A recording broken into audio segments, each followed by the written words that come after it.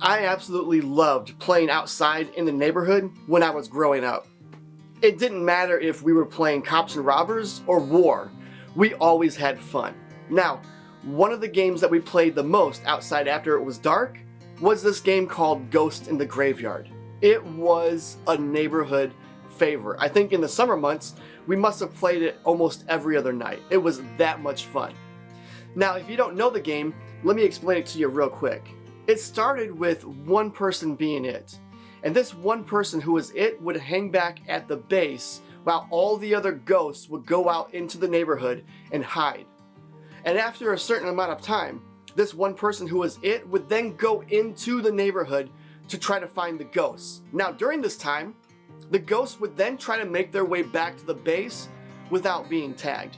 And if you were tagged, you would then have to join the team of the person who was it. Now, this went on and on and on, round after round after round, until there was one ghost left standing. And this one ghost who was left standing would be declared the winner. This must have took place for hours every single night we played it during the summer months. It was a game that everybody loved. It was so much fun. It was fun being outside after it was dark. It was fun being it.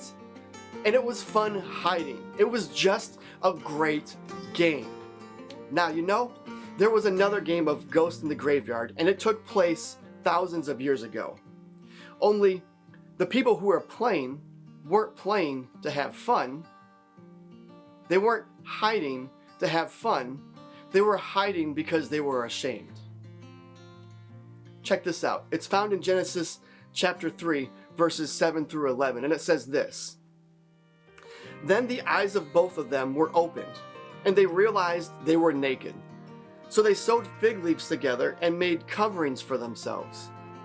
Then the man and his wife heard the sound of the Lord God as he was walking in the garden in the cool of the day. It wasn't even nighttime, it was the daytime. And they hid from the Lord God among the trees of the garden. But the Lord God called to the man, "Where are you?" And the man answered, "I heard you in the garden, and I was afraid because I was naked, so I hid." And then God said, "Who told you that you were naked? Have you eaten from the tree that I commanded you to not eat from?" Within this event contains one of my most favorite verses in the Bible of all time. And it says this, "But the Lord God called to the man and said, 'Where are you?'" Where are you? God knew exactly where Adam was hiding. He didn't need to ask the question. He knew. It's not like he didn't know. But then God asked two more questions. Who told you that you were naked? And have you eaten from the tree that I commanded you to not eat from? God knew the answers to all these questions. The point isn't that he didn't know, so he had to ask them. The point in God asking these questions is to show that he actually cared for and loved his creation, Adam and Eve. He knew where Adam was hiding. He knew that they did in fact eat from the tree that they were commanded not to eat from. God could have just scrapped these two human beings and started over. But he didn't. He pursued them out of love. The questions weren't meant to get information, like they were sitting in some warehouse with a light over their head, fearing for their lives. They were meant to give Adam an opportunity for self-examination of what he had done and to give him an opportunity for confession. And God does the same thing for me.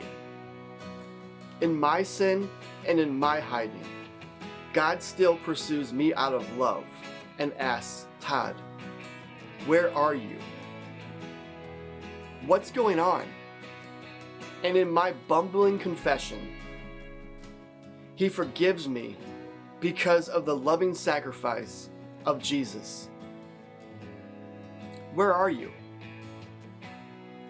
It's a poignant question that we all have to ask ourselves at some point in our life. It's a question that can set the tone for years to come.